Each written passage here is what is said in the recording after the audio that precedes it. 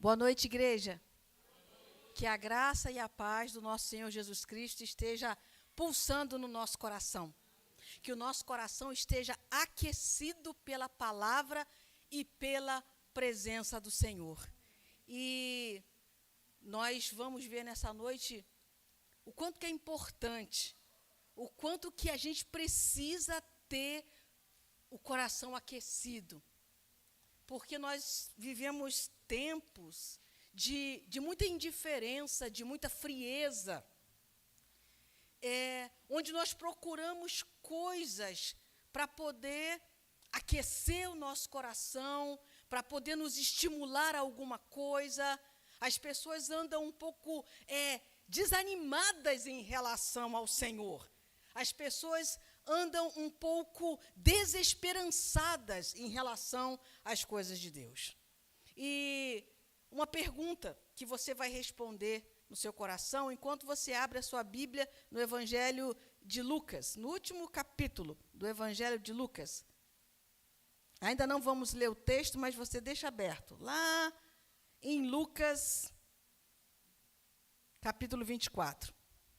Enquanto você abre, eu vou fazer uma pergunta para você. O que geralmente acontece quando alguém se sente extremamente triste, extremamente decepcionado, extremamente frustrado, extremamente cansado, extremamente desesperançado? Via de regra, esse alguém, quando se sente assim e percebe que não consegue ver a solução para o problema dele. Eu não sei se você já passou por isso. Um momento de extremo cansaço, de extremo desânimo, de extrema decepção, frustração, e você não consegue ver a solução, e quando você vê uma luzinha lá no final do túnel, é algo que vai dar muito trabalho. É algo que vai precisar que você abra a mão de muita coisa. É algo que vai precisar muito de você e você está cansado, então você não consegue dar aquilo que a situação precisa. Via de regra, o que acontece nessa hora? As pessoas querem ficar o mais longe possível dessa situação. As pessoas não querem falar sobre aquilo. E, curiosamente, essa semana eu encontrei uma ex-colega de trabalho que vai se tornar colega de trabalho de novo, e eu falei com ela, olha, você voltou e tal, né, morava aqui, ficou 5 anos em Goiânia, né, e para resumir a história, ela falando para mim, olha, na verdade, quando eu saí daqui para Goiânia, não foi tanto pela proposta de trabalho, não foi tanto pela nova possibilidade, mas a minha mãe tinha acabado de falecer e nós éramos muito unidas. E aquilo mexeu muito comigo. E ela os olhos começaram a marejar e eu quis encerrar o assunto para não dar vazão a tanta coisa. E ela disse, olha, Regina, na verdade, quando eu saí daqui, eu estava fugindo disso. Fugindo da tristeza, fugindo da decepção. Eu não queria ficar num lugar que me lembrasse aquilo. Porque, via de regra, a gente não quer ficar perto daquela situação que adoece o nosso coração, que nos frustrou, de alguém que nos decepcionou, de uma família que a gente julga que nos abandonou. Nós não queremos. E, via de regra, o que acontece? Busca-se um atalho. E como eu sei que eu estou falando para crentes, e esse livro, chamado Testamento, foi escrito para crentes, eu quero que você pense em você, num cristão, num discípulo nessa situação. Aquele discípulo que foi chamado para estar no caminho, que é Jesus Cristo. E eu quero fazer questão de dizer que esse caminho é com C maiúsculo, é o caminho. Pegando aí um pouco do mote da nossa campanha de missões, onde ele diz, eu sou o caminho, a verdade e a vida. E Deus nos chama para que nós estejamos no caminho, com Ele. com a mesma proposta que ele fez para os discípulos, numa reunião, onde ele disse: olha, da mesma forma como o Pai me enviou, eu envio vocês. O Pai me enviou, debaixo da unção do Espírito Santo. O Pai me enviou, resguardado pela palavra dele. O Pai me enviou para sofrer. O Pai me enviou para que eu me esvaziasse de mim. O Pai me enviou para que eu tomasse uma cruz e não olhasse para trás. É desta maneira que eu envio vocês, guardados pelo Pai, ungidos pelo Espírito Santo, mas com uma cruz diante de você, para que você negue a você mesmo, tome ela e me siga. É assim que eu envio vocês. Deus nos chamou para estar no caminho. Só que quando uma situação como essa, ou situações, talvez você não tenha passado por uma situação de aperto, por uma situação decepcionante. Talvez você não tenha sido frustrada por expectativas que você depositou numa viagem, que você depositou num lugar novo, que você depositou numa pessoa, que você depositou em alguém da sua família, que você depositou numa mudança de trabalho, numa mudança de local, quem sabe numa mudança de estado civil. Você depositou todas as suas fichas nisso. E você, naquele dado momento, se encontra frustrado. As minhas expectativas foram todas frustradas. Nesse momento se torna atraente, se torna tentador até sair do caminho e ir para o atalho. Porque o atalho traz a gente a ideia de que vamos chegar mais rápido, vamos chegar com menos dor no alvo, no objetivo. E às vezes você nem conhece o atalho, você nem conhece como ele é. Não, porque na placa diz que se eu entrar por aqui, eu vou economizar 19 quilômetros. Aí você entra no atalho. Né? Algumas pessoas conhecem até esse atalho que eu estou falando. Né? Para chegar lá, se você entrar por aqui, você vai economizar cerca de 19 quilômetros. Mas o carro tem que estar bom. Você tem que estar disposto a tomar solavanco. Você tem que estar disposto a quase quebrar a coluna. Porque talvez nós não tenhamos nos preparado. Talvez nós não tenhamos saído de casa no tempo certo. Talvez eu já haja dessa forma. Eu já programe a minha vida contando com atalhos. Eu não quero demora. Eu quero tudo rápido, eu quero chegar logo. Mas Deus não nos chama para um atalho. Deus nos chama para o caminho. Você pode dizer comigo? 1, 2, 3.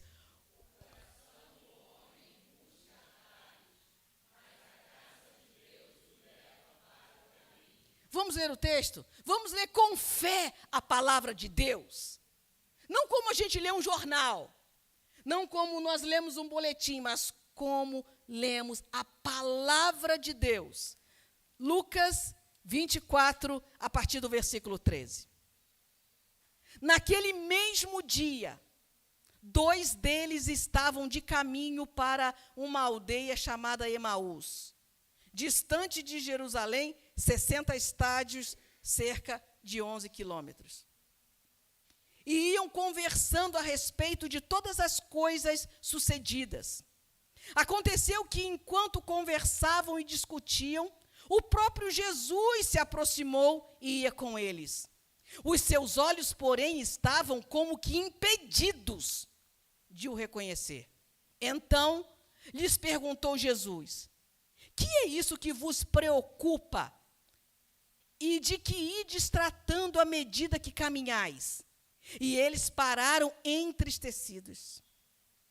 Um, porém, chamado Cleopas, respondeu, dizendo: és o único, porventura, que, tendo estado em Jerusalém, ignora o que aconteceu nos últimos dias? Ele lhes perguntou: quais? O quê? E explicaram o que aconteceu a Jesus, o Nazareno, Ele era varão, profeta, poderoso em obras e palavras, diante de Deus e de todo o povo. E como os principais sacerdotes e as nossas autoridades o entregaram para ser condenado à morte e o crucificaram. Ora, nós esperávamos que fosse ele quem havia de redimir a Israel. Mas depois de tudo isso, é já esse o terceiro dia desde que tais coisas sucederam. É verdade também que algumas mulheres, das que conosco estavam, nos surpreenderam tendo ido de madrugada ao túmulo.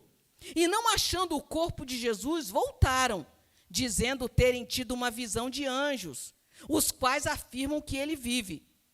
De fato, alguns dos nossos também foram ao sepulcro e verificaram a exatidão do que disseram as mulheres, mas não o viram. Então lhes disse Jesus: ó insensatos e tardios de coração, para crer em tudo o que os profetas disseram. Porventura não convinha que o Cristo padecesse e entrasse na sua glória? E começando por Moisés, discorrendo por todos os profetas, expunha-lhes o que a seu respeito constava em todas as Escrituras. Quando se aproximavam da aldeia para onde iam, fez ele menção de passar adiante. Mas eles o constrangeram, dizendo: fica conosco, porque é tarde, e o dia já declina. E entrou para ficar com eles. E aconteceu que, quando estavam à mesa, tomando ele o pão, abençoou, e tendo-o partido, lhes deu. Então se lhes abriram os olhos, e o reconheceram. Mas ele desapareceu da presença deles, e disseram um ao outro: porventura não nos ardia o coração, quando ele pelo caminho nos falava, quando nos expunha as Escrituras? E na mesma hora, levantando-se, voltaram para Jerusalém, onde acharam reunidos os 11 e outros com eles, os quais diziam: o Senhor ressuscitou e já apareceu a Simão. Então, os dois contaram o que lhes acontecera no caminho e como fora por eles reconhecido no partir do pão. Amém?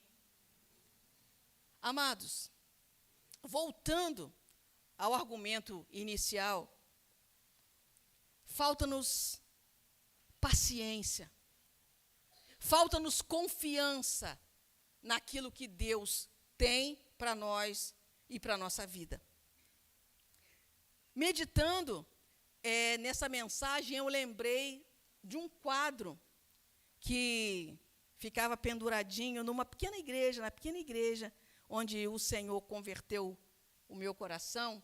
E talvez aqui alguns lembrem desse quadro, talvez você já tenha visto, e o nome do quadro é Os Dois Caminhos. É um quadro antigo,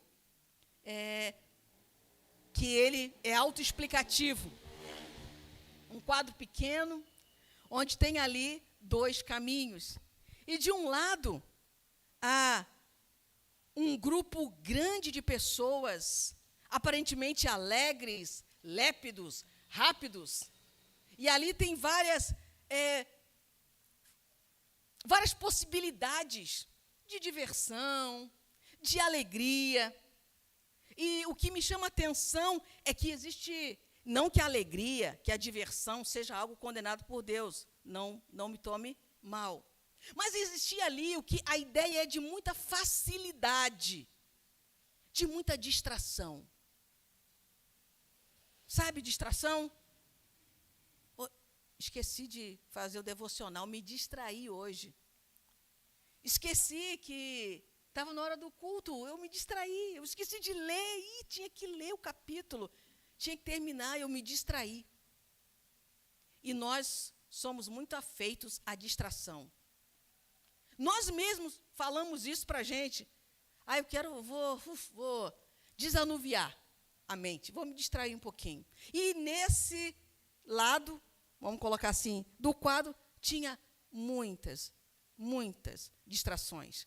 E o que me chama a atenção é a porta daquele lado do quadro. É uma porta larga. Uma porta que, quando você olha, não tem dificuldade para entrar. Não tem pressão para entrar. Você entra de forma confortável. Nada te atrapalha. Nada te machuca.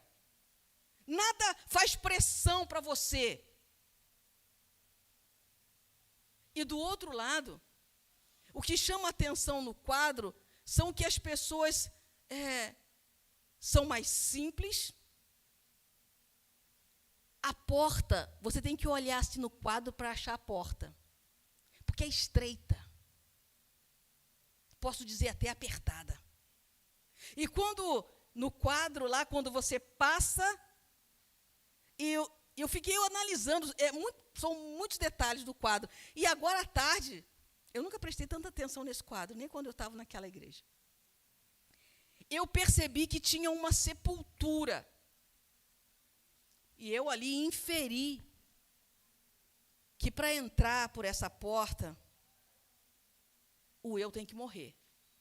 Se não morrer, não entra. E logo depois eu percebi que tinha uma cruz e alguém crucificado nela. E para chegar no alvo que essa porta apontava, era longo, era inclinado. Enquanto que desse lado aqui, parecia tudo mais leve. Parecia tudo menos doloroso. O quadro, como eu disse, é autoexplicativo. Jesus disse, olha, entrai pela porta estreita, apertada, porque largo é o caminho da perdição. Porque não precisa, nós somos fadados à perdição. O DNA do pecado está aqui. Então, geralmente, entra por aqui, porque eu não vou ter paciência para caminhar tudo isso. E eu lembro do Salmo da paciência escrito por Davi, Salmo 40. Davi escreve lá, esperei com paciência no Senhor. A primeira pergunta que o Espírito Santo faz ao seu coração, você tem tido paciência? Paciência para falar com as pessoas. Paciência para atender as pessoas. Paciência para aguardar a ação de Deus na sua vida. Porque ao mesmo tempo que Davi escrevia o Salmo da paciência, o seu principal perseguidor, Saul, começou a sua derrocada de perda do trono justamente por conta da falta de paciência. Eu sei que é em 1 Samuel 15 que o destino de Saul é finalizado. Olha, você não fez com os amalequitas aquilo que Deus havia falado para você fazer. Você não matou o rei dos amalequitas, você guardou o que não era para guardar. Só que a derrocada de Saul começa em 1 Samuel 13, num ato de falta de paciência. Porque o que havia sido combinado entre Saul, Samuel e Deus? Aguarde 7 dias. Não faça nada até que se complete os 7 dias. No 7º dia, Samuel virá e ele oferecerá holocausto ao Senhor. Passaram-se todos os dias e no 7º dia, Saul tinha esse perfil impaciente. Você conhece alguém assim? Impaciente? Saul era assim. E Saul era pressionado pela situação, e ele diz isso nesse capítulo de 1 Samuel 13. Porque quando Samuel chega, ele pergunta, que loucura que você fez, oferecendo holocaustos, sacrifícios, quando era eu para oferecer. E Saul sempre tentando se justificar. O povo começou a se dispersar porque Saul tinha uma coisa com popularidade. Saul tinha uma coisa com ser notado. Então, quando ele percebeu que o povo estava indo embora, e ele disse isso para Samuel, quando eu percebi que o povo estava indo embora, eu fui forçado a fazer isso. Nós sempre temos uma justificativa para o nosso erro. Nós sempre temos uma justificativa para a impaciência. Nós sempre temos uma justificativa para o pecado. E foi isso que Saul fez. E nesse texto que nós lemos aqui, nós vemos situações, nós vemos o coração se manifestando e fazendo com que não um ateu, não um incrédulo, não alguém que não tinha visto sinais, não alguém que nunca tinha entrado no templo, cultuado, cantado, tu és soberano sobre o céu, sobre a terra. Não! Não pessoas que nunca pegaram uma Bíblia, que estudaram numa escola dominical. Não. Nós vemos discípulos. Discípulos. E o texto começa dizendo, naquele mesmo dia, que dia? Domingo à tarde. Saul não esperou o 7º dia terminar. Ele se adiantou, ele teve medo, ele teve pavor, porque as coisas não estavam acontecendo da forma como ele queria. E quantas vezes você já se apressou, e digo mais, já meteu os pés pelas mãos, e digo mais, já quebrou a cara, porque não soube esperar. Foi isso que aconteceu. E esses discípulos aqui, no mesmo dia,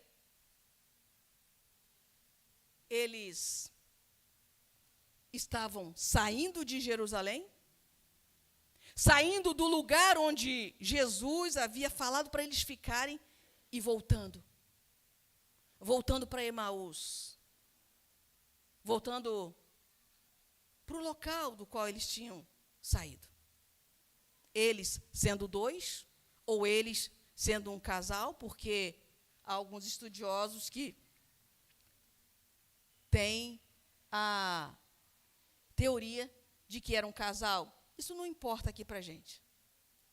Mas nós vamos ver agora algumas questões que brotam no coração desses discípulos, que fazem com que eles saiam do caminho, da verdade, da vida, e busquem um atalho, com a justificativa que muitas vezes nós usamos.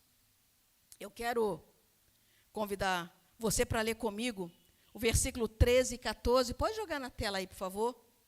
Nós vamos colocar os olhos sobre o versículo 13 e 14, que diz que naquele mesmo dia, 2 deles estavam de caminho para uma aldeia chamada Emaú, distante 11 quilômetros de Jerusalém, e iam conversando a respeito de todas as coisas sucedidas. Eu quero explorar com você a seguinte premissa que brotou no coração desses discípulos. A impaciência rouba a alegria de caminhar com as forças renovadas. Você vai lembrar de Isaías. Você vai lembrar do profeta que no capítulo 40, verso 30 e 31, diz o quê? Os jovens cansam, caem, mas aqueles que esperam no Senhor renovam as suas forças, sobem como águia. Esperar no Senhor, porque você pode pensar assim, Regina, esperar cansa, eu estou cansado de esperar, eu espero o ônibus, eu espero o resultado do exame, eu espero a resposta, eu espero, só que você não está esperando no Senhor, essa é a diferença. Só que às vezes você faz um projeto, um plano, e não espera no Senhor. Esperar no Senhor é agradável. Esperar no Senhor é renovador. Esperar Senhor aquece o coração. Esperar no Senhor nos faz como águias. Esperar no Senhor. Eles não esperaram no Senhor. E isso tirou deles a alegria, a oportunidade de caminhar com alegria. E você vê discípulos, você vê crentes, você vê pessoas que tiveram contato com o Evangelho, caminhando sem alegria. Às vezes você fica até assim para se aproximar, porque não vou chegar perto, não. O semblante está dizendo que é para se afastar. Eu não tenho alegria, não se aproxime. Você está esperando no quê? Eu estou esperando na promessa que me fizeram, irmã. Disseram que daqui vão me chamar para o emprego, para a entrevista. Eu estou esperando aí num projeto que eu fiz. Eu estou esperando de acordo com as minhas expectativas. Não espere. Espere no Senhor. Aqueles que esperam no Senhor correm e caminham e não se fadigam, diz o texto. Você já teve aquele dia onde você pareceu que estava fadigado? Não aguento mais. No Senhor você aguenta. A situação. Quem está falando isso aqui com você não sou eu. Entenda isso. Então não diga para mim, você não sabe a situação que eu estou passando. Quem está falando isso para você é Deus. Aquele Jesus, o sumo sacerdote que Hebreus diz que se compadece de nós, que sofreu todas as dores. Quem está falando que você aguenta é quem foi crucificado e teve o pulmão estilhaçado lá, preso naquela cruz, por amar você e a mim. Aquele que diz que você aguenta é quem foi esbofeteado, furado na cruz, zombado. Você aguenta.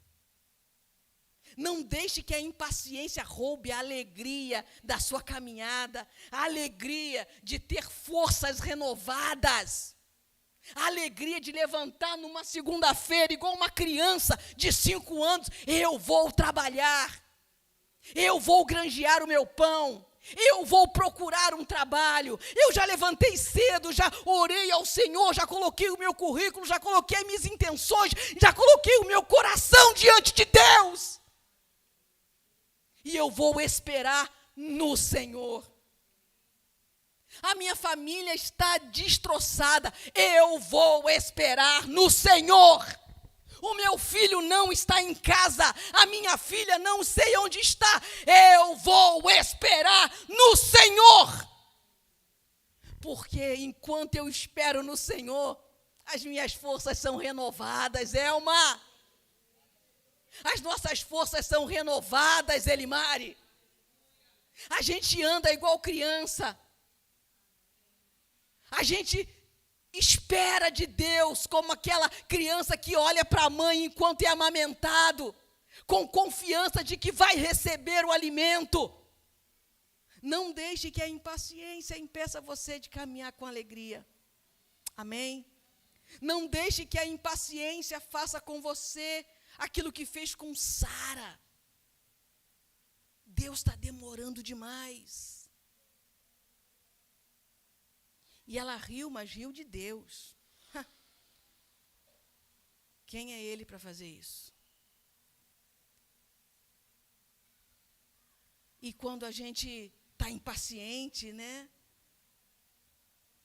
O coração azeda, fica com a alma amargurada, age no piloto automático, não para conversar, para aconselhar.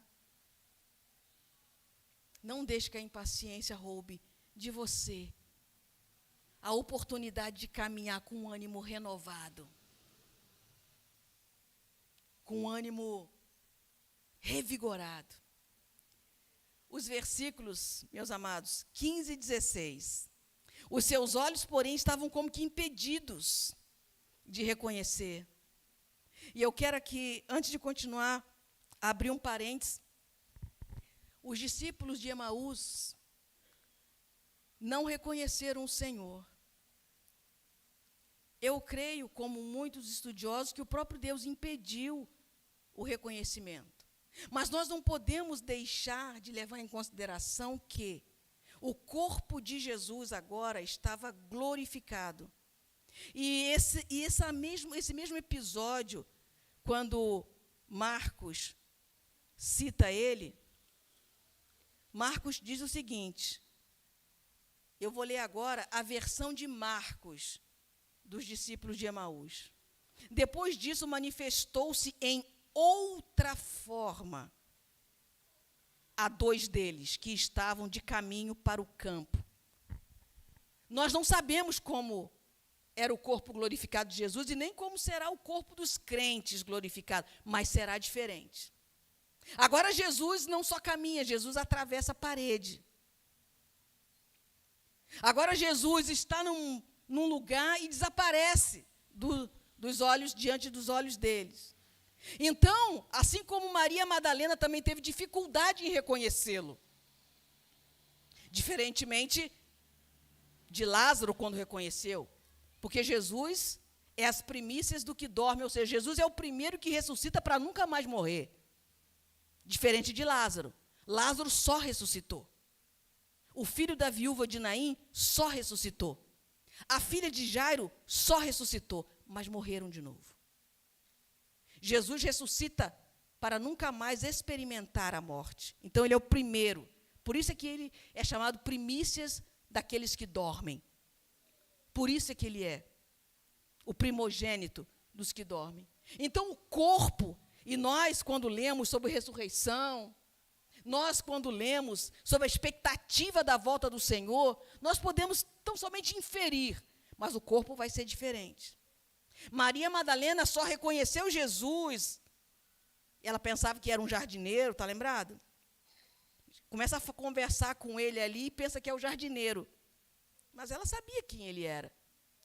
Só reconhece quando ela diz, Maria, a voz. As minhas ovelhas ouvem a minha voz. Aí Maria reconhece. O outro precisa tocar nele, Tomé. Então, isso é um fato. O corpo estava diferente. Estava glorificado. Mas também a forma como eles receberam tudo o que estava acontecendo. O seu coração amargurado, decepcionado. A amargura e a decepção impedem que nós reconheçamos várias coisas. Deus está falando, mas como o meu coração está ressentido, um exemplo. Deus está falando, há uma pregação sobre perdão.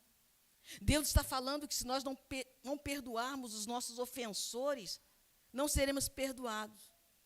E eu estou brigado com meu irmão. E Deus está falando. Deus está falando. Mas como o meu coração está ressentido, eu não reconheço Deus falando. Eu ignoro aquilo. Deus está falando que eu preciso mudar coisas na minha vida. Mas como eu não quero mudar, eu ignoro a voz de Deus. Então, aquilo que brota do meu coração, as obras da carne, que é o que agora está pulsando no coração desses discípulos, impede. Impede de ver, impede de fazer, impede de admitir. Vamos continuar aqui na leitura dos versículos 15 e 16.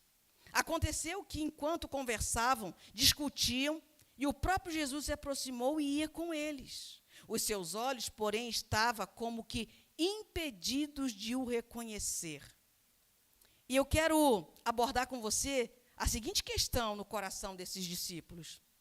A tristeza egocêntrica ignora o Deus Emanuel. Quem é o Deus Emanuel? Foi dito que Jesus seria chamado Emanuel, Deus conosco, Deus presente. E eu vou chamar por quê de tristeza egocêntrica? Porque é natural ficarmos tristes. Existem coisas, acontecimentos que naturalmente vão entristecer. Só que eu estou falando daquela tristeza que Paulo cita em 2 Coríntios 7, 9. A tristeza do mundo nos leva à condenação. Sabe a tristeza? Não, eu estou tristinho e ninguém pode falar comigo. Você não percebeu que eu estou triste? Eu não posso ir ao culto hoje. Eu estou triste. Eu não posso participar do evangelismo. Eu estou triste. Olhem a minha tristeza, quando eu começo a fazer da tristeza um ídolo. Mas Paulo fala que a tristeza, segundo Deus, nos leva ao arrependimento. A tristeza, olha, eu estou triste por quê? Porque eu errei. Porque eu ofendi o meu irmão. E enquanto eu não encontrá-lo e não pedir perdão, essa tristeza não vai sair do meu coração. Essa é a tristeza segundo Deus. Essa é a tristeza que o Espírito Santo coloca no nosso coração. Quando a gente está fazendo bobagem e não é para fazer. Quando a gente está ofendendo alguém e não é para ofender. Quando a gente está fugindo de alguma coisa que Deus quer que a gente faça e a gente não faz. Mas o Espírito Santo coloca essa tristeza. Olha, você poderia ter ajudado mais. Olha, você poderia ter falado diferente. Olha, o fato de você estar com problemas não justifica a forma como você falou com ela ou com ele. Aí o Espírito Santo começa a trabalhar a tristeza. Essa é a tristeza segundo Deus, porque ela vai gerar arrependimento. Então não se incomode tanto quando vier tristeza. Examine a tristeza que você está sentindo. Ah, eu estou triste porque eu não consegui trocar aquela televisão. Eu estou frustrado. Eu estava com uma de 50 polegadas e eu queria uma de 70. Então, eu não consegui, eu estou triste. Examine essa tristeza aí.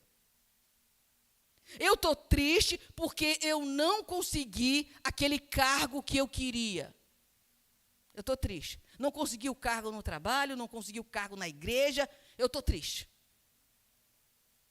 Eu estou triste porque eu não estou recebendo o salário que eu acho que eu mereço.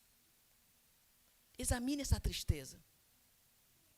Eu estou triste porque, mais uma vez, eu optei por não tomar a ceia.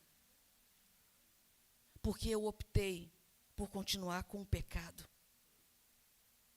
E Deus está me falando há meses, há anos, que eu preciso deixar esse pecado. Então eu estou triste. Essa tristeza vem de Deus. Deus está falando com seus filhos. Fique triste. Eu não vou deixar você demasiadamente triste. Lembra daquele homem lá da igreja de Corinto? Que estava ali tendo uma relação incestuosa. Paulo manda ele sair, manda ele ficar ali no banco. Mas quando Paulo e a igreja percebem que ele se arrependeu de verdade, que ele estava triste de verdade, chama ele de volta. A tristeza já cumpriu o papel que tinha que cumprir na vida dele. Bora, vamos celebrar, vamos cear. A tristeza egocêntrica ignora a presença de Deus. Jesus estava ali do lado. Jesus está falando. Jesus está convidando. Jesus está consolando, mas eu não percebo o Deus Emanuel presente, porque a minha tristeza é a tristeza que eu quero. É a tristeza por conta dos meus planos. É a tristeza por conta dos meus projetos que não se realizaram da maneira como eu queria. Eu não percebo que Deus está me chamando, que Deus está do meu lado, que Jesus está do meu lado. O versículo 17 diz o seguinte: então lhes perguntou Jesus: que é isso que vos preocupa e de que vocês vão tratando à medida que caminha? E eles pararam entristecidos. A preocupação é uma acompanhante persistente, porque preocupa a sua cabeça e o seu coração. Você vai dormir, ela está lá. Já passou por isso? Você viaja, como um exemplo, né, como essa pessoa que eu citei no início, essa colega de trabalho. Você viaja a preocupação está lá. Você volta, a preocupação está lá. Você vai de ônibus, a preocupação está lá. Você vai de BMW, a preocupação está lá. A preocupação é insistente, é uma acompanhante insistente. Porque ela te ocupa antecipadamente. O que Filipenses fala sobre ansiedade que pode ser trocada por preocupação ali? Não andeis ansiosos ou preocupados por coisa alguma, mas toma as suas petições e coloca diante de Deus com súplica, oração e gratidão. Mas como que eu vou ocupar a minha mente e o meu coração com súplica, oração e gratidão, se ela já está ocupada com outra coisa? Com as preocupações. A preocupação, se você não mandar ela embora, é igual aquela história, não adianta limpar a casa, tem que ocupar. Parafraseando, lembra? O espírito imundo, quando é mandado fora de um lugar, vai para lugares desertos. Mas vendo a casa desocupada, ele volta e traz mais. Preocupação, mesma coisa.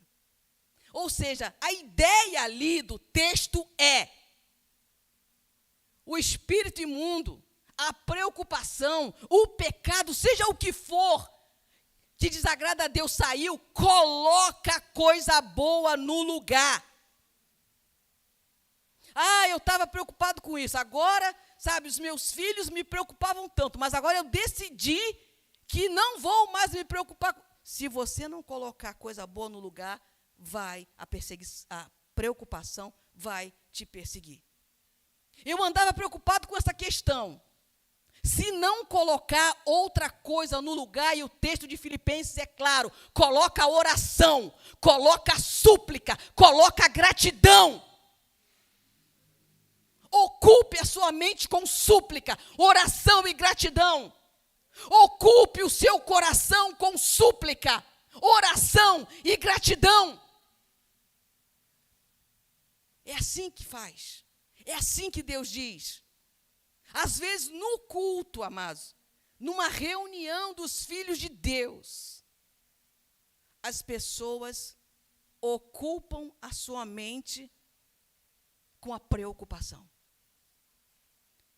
E você percebe olhares, relógio, barulho, celular, vamos ver, será que chegou, será que não chegou?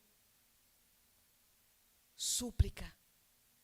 O que você pode de melhor fazer por essa pessoa, que muitas vezes você se preocupa aqui dentro, enquanto Cristo é exposto na pregação, a melhor coisa que você pode fazer por ela são súplicas, orações e agradecer a Deus pela vida dela e pela sua, que ora por ela.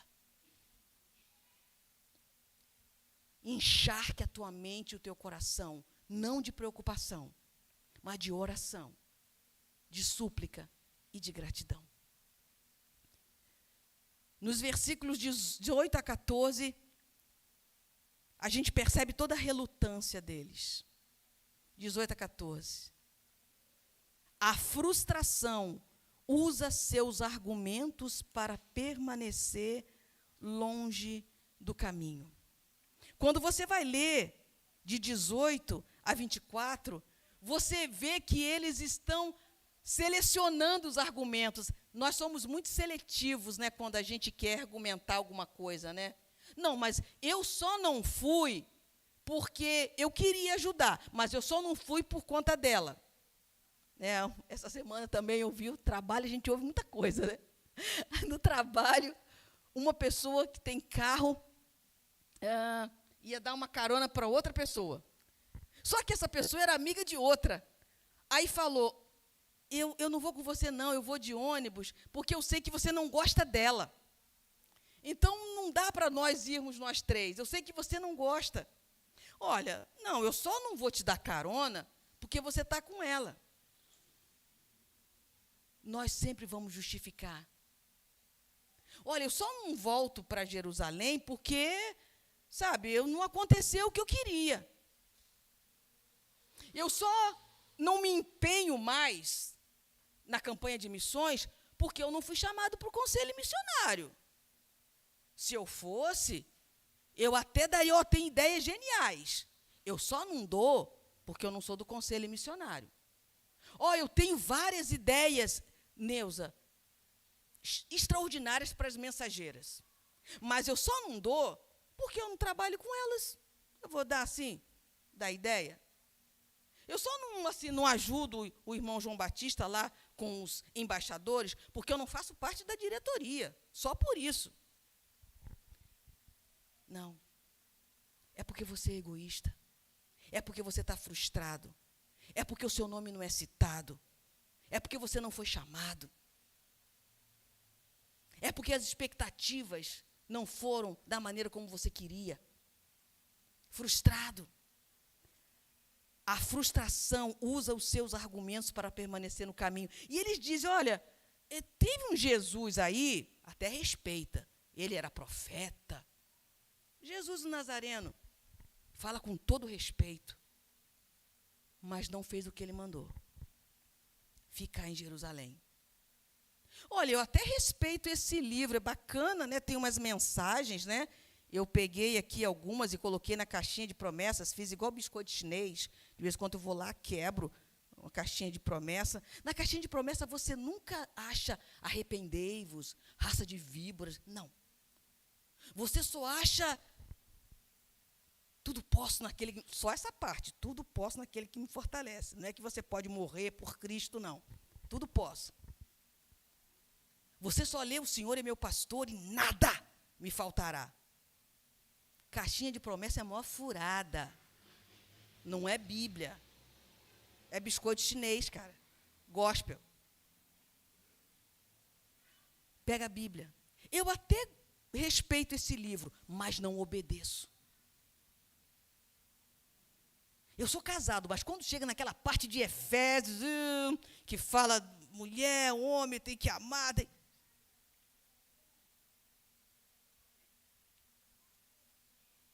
Ló viu tudo o que aconteceu em Sodoma. Ló testemunhou o que eu me arrepio só de imaginar. Ló estava sentado, Ló, primo de Abraão, sobrinho de Abraão, estava sentado. Deus já tinha decretado que ia destruir Sodoma. Acabou. Estava sentado na praça, vem 2 anjos em forma de pessoas, de humanos. Fica ali, Ló chama eles para entrar, eles entram. Todos os homens da cidade, o texto de Gênesis 19 diz que do mais novo ao mais velho, bateram na casa de Ló e disseram, nós queremos ter relações sexuais com esses 2 novos que chegaram aí na cidade. Ló fecha a porta, não deixa, chega a oferecer as filhas. Canibalismo, bestialidade, não é coisa de hoje, não. É coisa de um coração pecador. Ló esconde eles dentro de casa, e depois os anjos dizem, pega a tua família e vamos sair daqui. O texto, quando você lê Gênesis 19, você vai ficar perplexo, porque Ló vê aquilo tudo. Sabe o que ele fala quando o anjo... Tem uma versão que diz que os anjos tiveram que puxar. Às vezes, Deus tem que puxar a mim e a você de uma situação. Porque a gente está vendo o fogo cair do céu, mas não sai do lugar. A gente está vendo a cidade ser destruída, mas não sai do lugar, não muda. Está vendo a família ser destruída, a casa ser destruída, mas não sai do lugar, não muda. Sabe o que Ló, depois de ver aquilo, disse? Não, meu senhor, espera.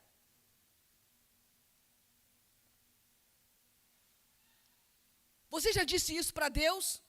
Deus está dizendo, sai daí que eu vou destruir isso. Eu vou destruir essa situação. Eu vou destruir essa relação adúltera em que você está. Não, Senhor, agora não. Eu vou destruir essa forma desonesta como você trabalha. Não, Senhor, mais um pouco. E ele tem que sair arrastado. A mulher, vocês sabem, né, o que aconteceu, né? Olhou para trás, tem até a musiquinha das crianças, né? Apegado. lugar onde homem, criança, queria ter relação sexual com anjos. E às vezes, amados, isso pode ser um prenúncio de nós aqui, quando Jesus está dizendo para a gente cantar e dizer Maranata. E a gente está agarrado nessa terra. A gente não quer sair daqui. A gente não quer evangelizar. A gente não quer que Jesus volte. Porque está muito bom em Sodoma. Abramos os nossos olhos. Nós somos peregrinos aqui. Não somos dessa terra. E o texto diz que eles dizem, olha, até umas mulheres, naquela época o testemunho das mulheres não era válido, mas Pedro pelo menos foi lá quando as mulheres, entre elas Maria Madalena, disseram que Jesus não estava lá. Mas eles, olha, não aconteceu do jeito que eu queria, então eu não acredito. Não aconteceu do jeito que eu queria, então eu não acredito em Efésios, onde diz que o casamento é desse jeito. O meu não foi, então eu não acredito em casamento. Eu não acredito na criação de filhos, como diz Efésios, como diz a Bíblia. Os meus filhos não se comportam dessa maneira, então eu não acredito. Eu estou frustrado com o meu projeto. Porque eles disseram assim, nós esperávamos, nem esperamos mais, nós esperávamos que fosse ele que libertasse os judeus do domínio de Roma.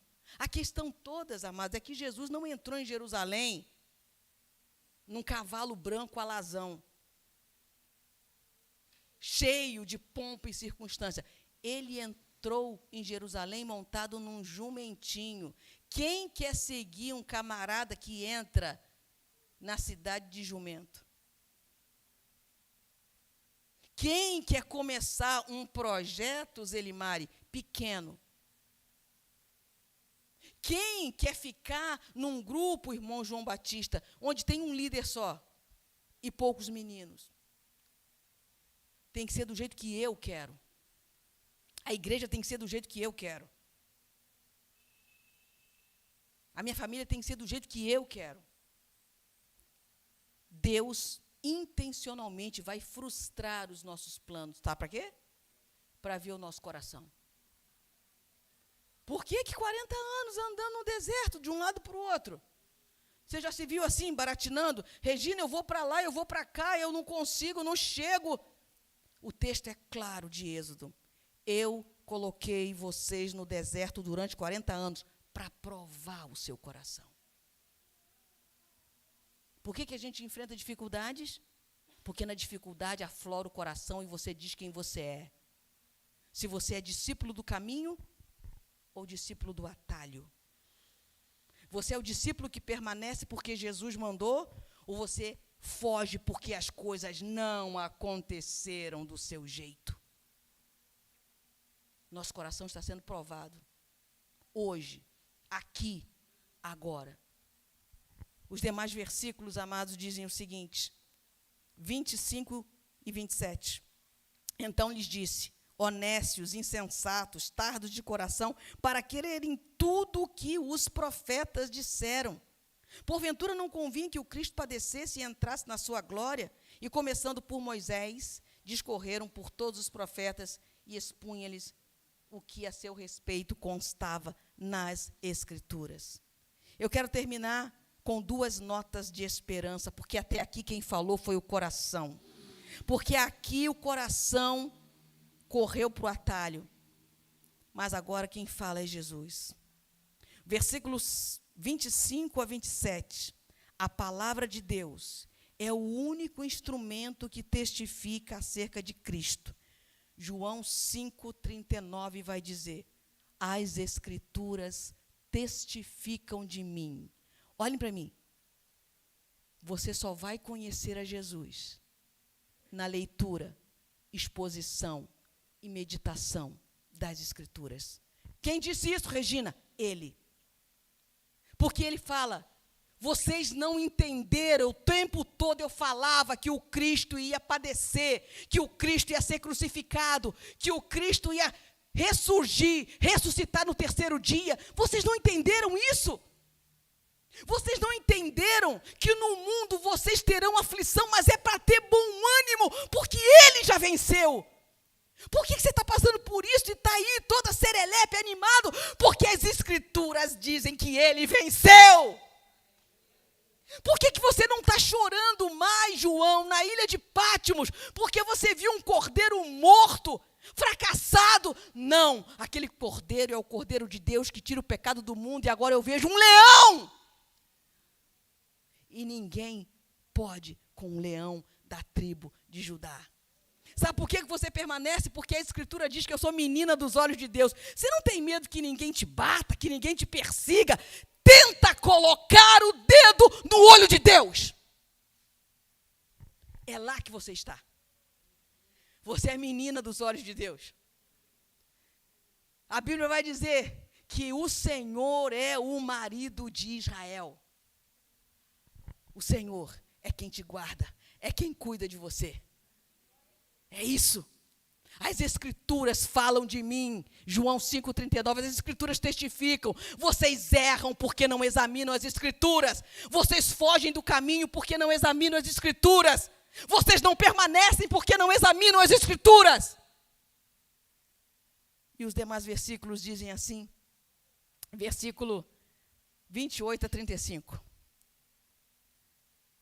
Quando se aproximaram da aldeia para onde iam, fez ele menção de passar adiante, mas eles o constrangeram, dizendo: fica conosco, porque é tarde, o dia já declina. E entrou para ficar com eles. E aconteceu que, quando estavam à mesa, tomando ele o pão, os abençoou e, tendo partido, lhes deu. Então se lhes abriram os olhos e o reconheceram. Mas ele desapareceu da presença deles. E disseram: porventura não ardia o nosso coração quando ele pelo caminho falava, expunha as Escrituras? E na mesma hora levantou-se. Voltaram para Jerusalém, onde acharam reunidos 11 e outros com ele, os quais diziam: o Senhor ressuscitou e já apareceu a Simão. Então os dois contaram o que lhes acontecera no caminho e como fora por eles reconhecido no partir do pão. O partir do pão, comunhão, dá clareza à nossa mente acerca da presença de Cristo. Aqui não é a instituição da ceia ainda, mas era um sinal da agregação da igreja, da unidade da igreja. Aquilo que está escrito lá em Atos 2, 42 a 47. Eles permaneciam unidos, unânimes em oração, de casa em casa, no partir do pão. Jesus não era o dono da casa. Como é que alguém chega na casa, toma a mesa, parte o pão e dá? Eu estou deixando Jesus ser o Senhor da minha casa. A mesa não é minha, o pão não é meu. Fica, Jesus. E quando a palavra, a comunhão entram em ação, os olhos se abrem, amados. E é interessante que esse versículo aqui, olha, o 33, e na mesma hora, levantando-se, foram para Emaús, voltaram para Jerusalém. Quando eles encontraram com Jesus, eles falaram: já é tarde. E é claro que naquela época, muita gente na cidade, peregrinação, Páscoa, tinha perigo, ladrão. Você sabe o que aconteceu com o samaritano? Você sabe o que aconteceu com aquele homem ali, aquele viajante, perdão, que foi atacado por bandidos e ficou como morto? Era perigoso. Por isso que eles falaram para Jesus: entra, fica aqui. Acontece que quando o meu coração é aquecido pela palavra, quando eu tenho consciência da comunhão, sabe o que eu faço? Eu me levanto. Não tem noite, não tem perigo, não tem assalto, não tem nada que me impeça de voltar. Porque agora eu entendi. Eu vi o Senhor. As Escrituras testificaram no meu coração. O meu coração foi aquecido. Tem gente lá em Jerusalém me esperando. Os 11 estão lá, cheios de defeito. Uma igreja cheia de defeito. Uma igreja com gente que nega. Uma igreja com gente que tem dúvida. Uma igreja com gente que tropeça. Mas é para lá que eu vou, porque é lá que o Senhor me quer. eu vou voltar. Chega de atalhos. Eu vou voltar para o caminho. Fique de pé, igreja. Hernandes Dias Lopes, ele resume essa passagem em 4 passos. Olhos abertos, coração aquecido, pés velozes e lábios abertos. Diante de Deus, os nossos olhos se abrem, o coração se aquece, os meus pés não ficam mais parados, eles são velozes. Quão formosos são os pés daqueles que anunciam as boas novas, e a minha boca não fica mais fechada. Eu proclamo o Evangelho. Eu quero fazer uma pergunta para você.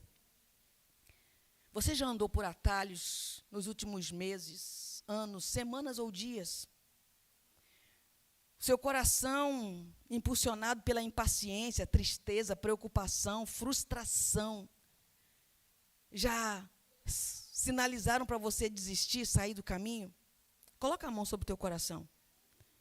Se teve frustração, impaciência, medo, vários outros sinais de um coração carnal. Fale agora com Deus que você quer retornar. Retornar. Fala que você não quer mais fugir. Fala que você está pronto para voltar agora. E eu vou falar uma coisa para vocês, não deixa para domingo na EBD, não. Não deixa para o final da campanha de missões, não. Fala com Deus agora, eu quero voltar. Eu estava frustrado porque as coisas não estavam acontecendo do meu jeito. Eu estava impaciente. Eu estava que estava, Deus. Agora chega. Eu vi o pão partido. Eu vi que o meu lugar é na mesa da comunhão.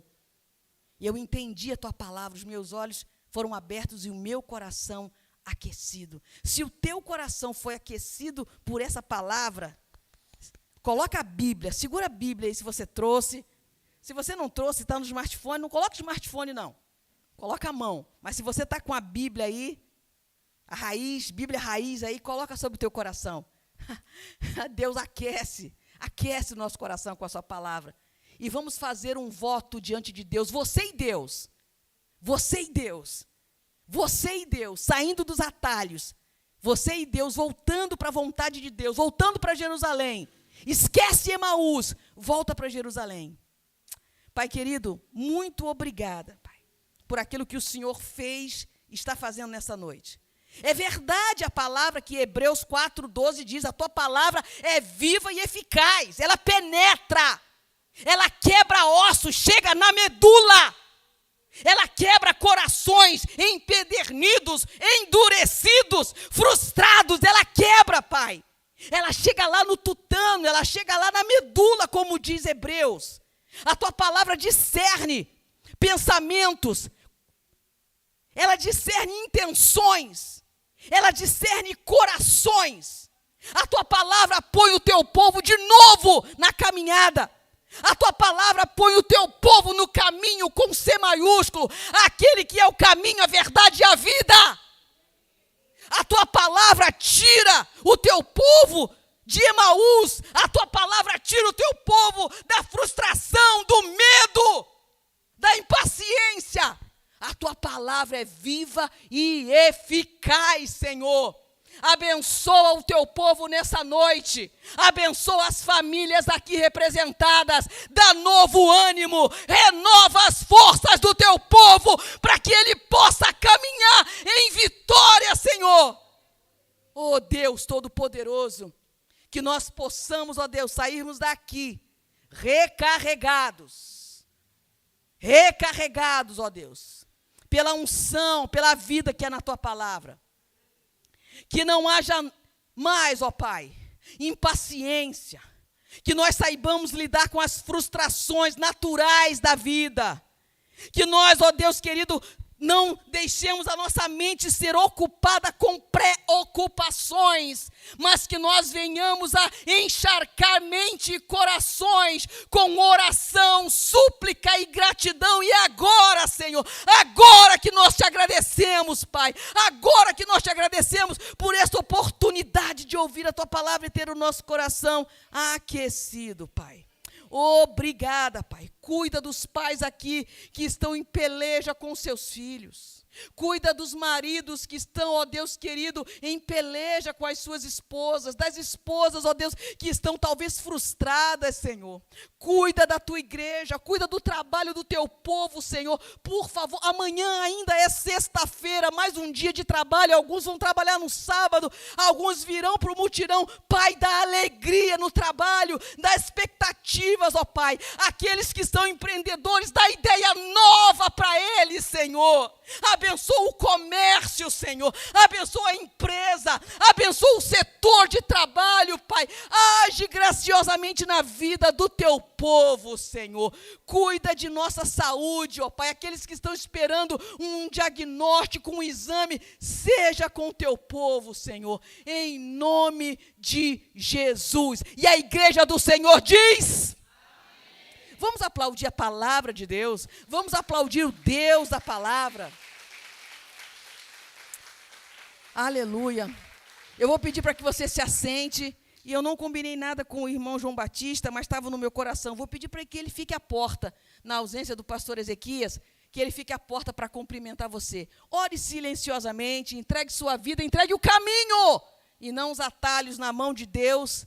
E tenha um restante de semana abençoado, em nome de Jesus.